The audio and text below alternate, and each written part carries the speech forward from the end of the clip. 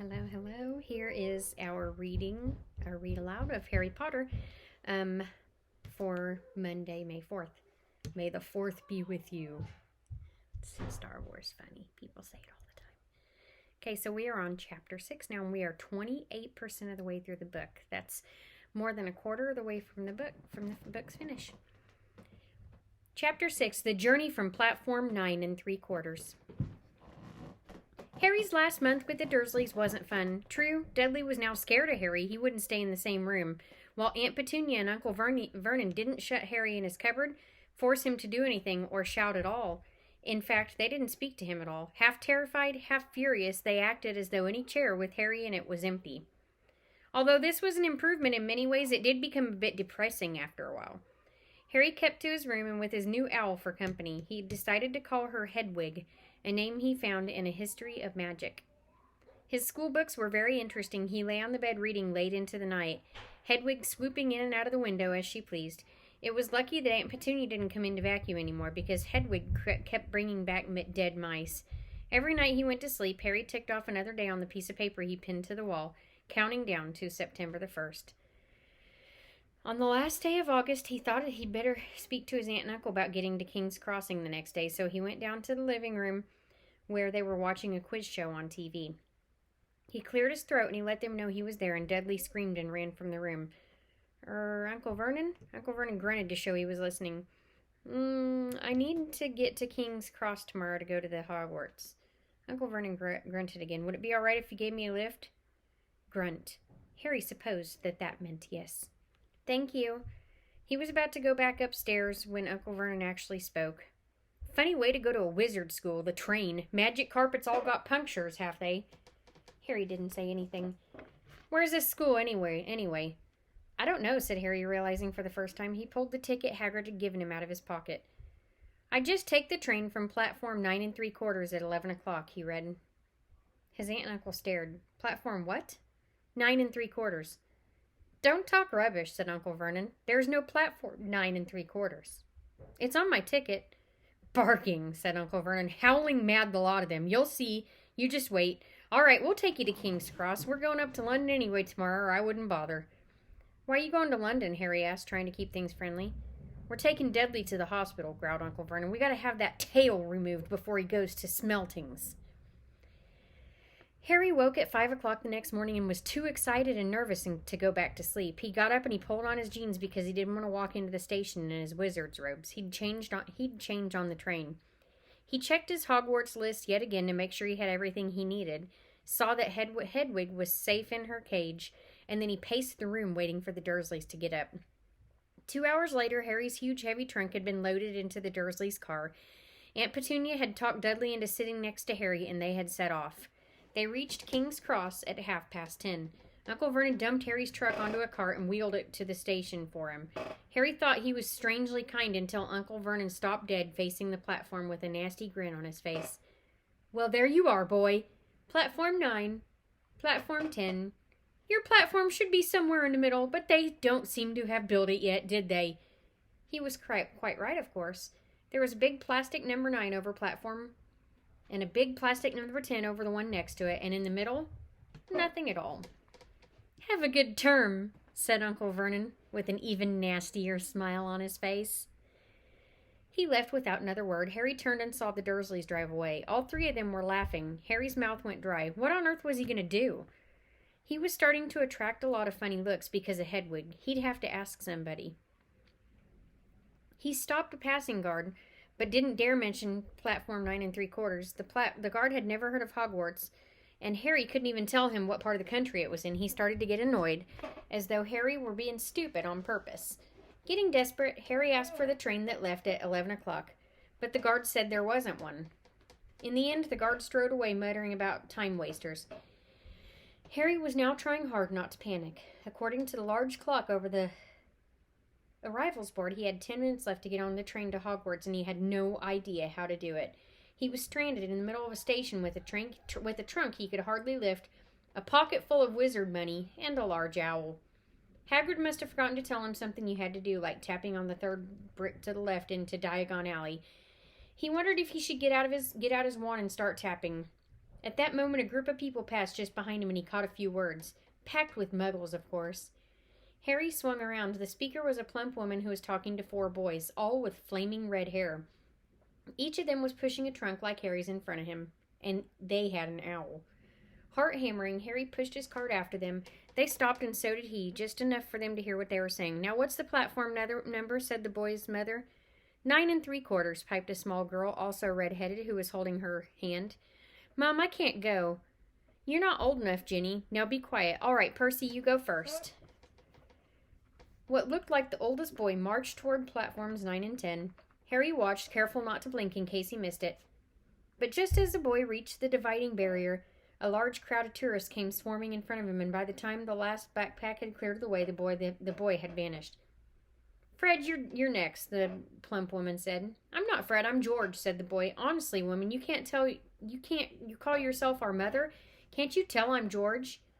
"Sorry, George, dear. Only joking. I'm Fred," said the boy, and off he went.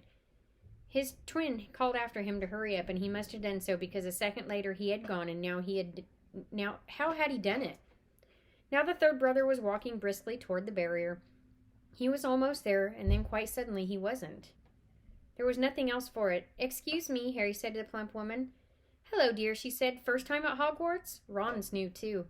She pointed at the last of the youngest of her sons. He was tall, thin, and gangly, with freckles, big hands and feet, and a long nose. "Yes," said Harry. The thing is, I don't know how to get onto the platform," she said, and Harry nodded.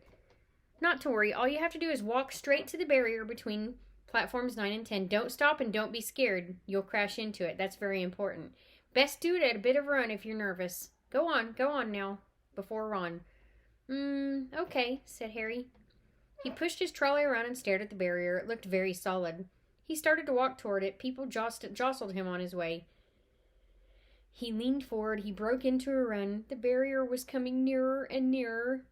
He wouldn't be able to stop. The cart was out of control. He was a foot away. He closed his eyes, ready for the crash. And it didn't come. He kept on running. He opened his eyes. A scarlet steam engine was waiting next to a platform packed with people. A sign overhead said Hogwarts Express 11 o'clock. Harry looked behind him and saw a wrought iron archway where the barrier had been, with the words Platform 9 3/4 on it. He had done it. Smoke from the engine drifted over the heads of the chattering crowd, while cats of every color wound here and there between their legs. Owls hooted to one another and disgruntled soared away over the babble and the scraping of heavy trunks. The first few carriages were already packed with students, some hanging out the window to talk to their families, some fighting over seats. Harry pushed his cart off down the platform in search of an empty seat. He passed a round-faced boy who was saying, "Gran, I've lost my toad again." "Oh, Neville," he heard the woman sigh. A boy with dreadlocks was surrounded by a small crowd. "Give us a look, Lee. Go on." The boy lifted the box, and the people around him shrieked and yelled as something inside poked out a long, hairy leg. Harry pressed on through the crowd until he found an empty compartment near the end of the train. He put Hedwig inside first, and then he started to shove and heave his trunk toward the train door. He tried to lift it up the steps, but he could hardly raise one hand, and twice he dropped it. One end, and twice he dumped it painfully on his foot. "You want a hand?" It was one of the red-haired twins he followed through the barrier. "Yes, please." Harry panted. "Oi, Fred, come here and help." With the twins' help, Harry's trunk was at last tucked away in a corner of the compartment. "Thanks," said Harry, pushing his sweaty hair out of his eyes. "What's that?" said one of the twins, suddenly pointing at Harry's lightning scar. "Blimey," said the other twin. "Are you?" "He is," said the first twin. "Aren't you?" He nodded to Harry. "What?" said Harry. "Harry Potter," chorused the twins. "Oh, him," said Harry. Yes, I am." The two boys gawked at him. Gawked means they're going. And Harry felt himself turning red, and then to his relief a voice came in through the train's open door. "Fred, George, are you there?" "Coming, Mum." With a last look at Harry, the twins hopped off the train. Harry sat down next to the window where, half hidden, he could watch the red-haired family on the platform. "Ron, you've got something on your nose." The youngest boy tried to jerk out of the way, but she grabbed him and began rubbing at the end of his nose. "Mom, girl off!" he wheeled free. "Aw, has Ickle Ronnie got something on his nose?" said one of the twins. "Be quiet," said Ron. "Where's Percy?" said their mother. "He's coming now." The oldest boy came riding into sight. He'd already changed into his billowing black Hogwarts robe, and Harry noticed a shiny red and gold badge on his chest with the letter P on it. Can't stay long, Mother. I'm up front. The prefects have got 2 compartments to themselves. Oh, are you a prefect, Percy? Said one of the twins with an air of great surprise. You should have said something. We had no idea. Hang on. I think I remember him saying something about it, said the other twin once or twice. A minute. All summer. Oh, be quiet, said Percy the prefect.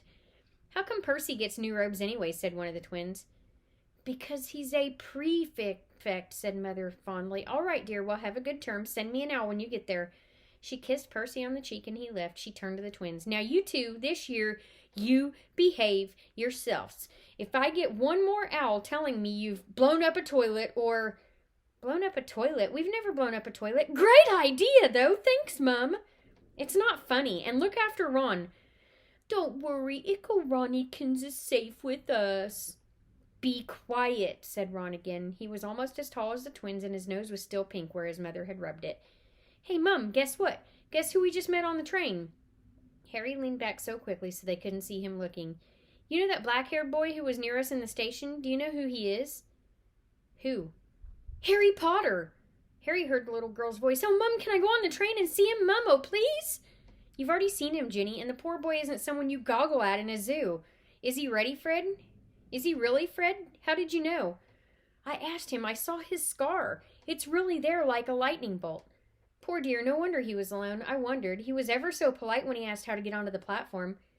Never mind that. Do you think he remembers what you-know-who looks like? Their mother suddenly became very stern. I forbid you to ask about him, Fred. No, don't you dare. As though he needs reminding of that on his first day at school. All right. Keep your hair on. A whistle sounded. Hurry up, the mother said, and the 3 boys clambered onto the train. They leaned out the window for her to kiss them goodbye, and their younger sister began to cry. Don't worry, Ginny. We'll send you loads of owls. We'll send you a Hogwarts toilet seat. George! Only joking, Mum. The train began to wave. Harry saw the boys' mother waving and their sister half laughing, half crying, running to keep up with the train until it gathered too much speed, and then she fell backward and waved. Harry watched the girl and her mother disappear.